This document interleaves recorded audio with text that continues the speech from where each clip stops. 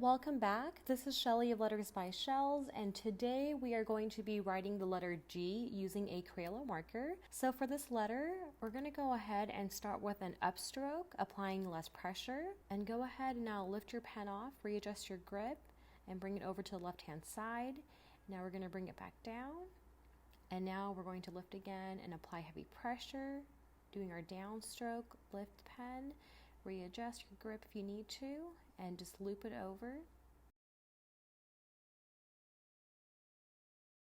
So for the lowercase g, we're going to transition from our upstrokes to downstroke and another upstroke again, applying light pressure.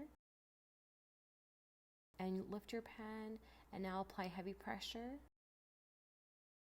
And lift your pen again if you need to and readjust your grip. And now bring that loop over and just go ahead and cross it over. And there you have it. There's letter G.